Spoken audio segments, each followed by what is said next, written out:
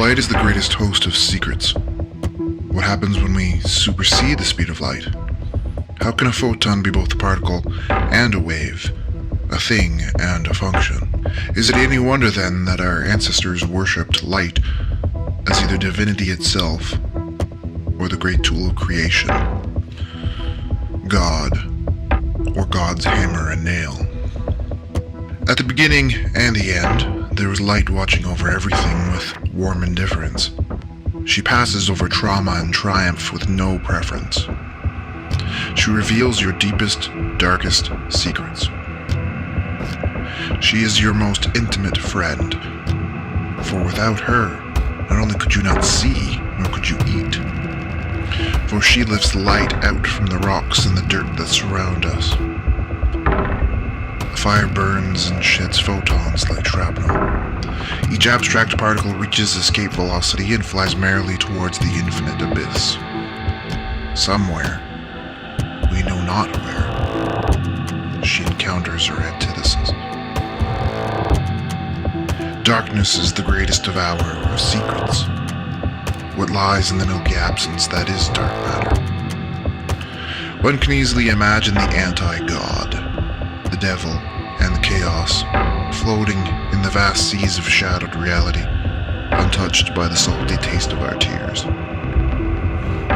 In this cosmic dance between the purity of a single flicker to its final destination and the belly of nothingness so profound as to make the gullet of a black hole seem crowded with noisome cacophony, somewhere in between the start and the end of the beginning, we devour observation and tell ourselves the greatest absurdity.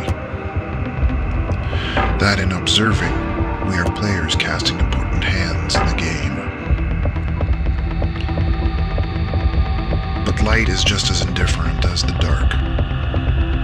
It casts its mana as much on our crops as on our empty, rotting shells. Each journey she makes will be undertaken whether we're watching as lovers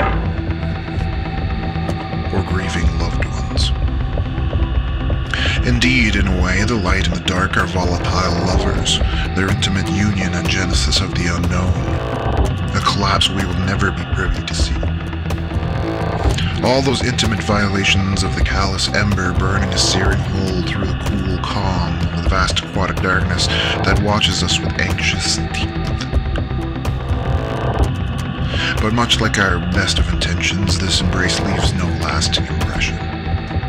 The hot blade of our heroine, our divinity, passes through the empty ocean, and the two leave each other behind. There is no sight to behold, just enclosures of reality that protect the one from the other, the predator from the prey.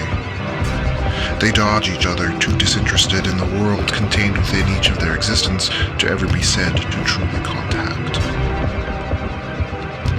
Yet still, the divine breath of light flies towards its journey's end, unwavering, until it devours its tail, perhaps to see her own birth in the agonies of her demise.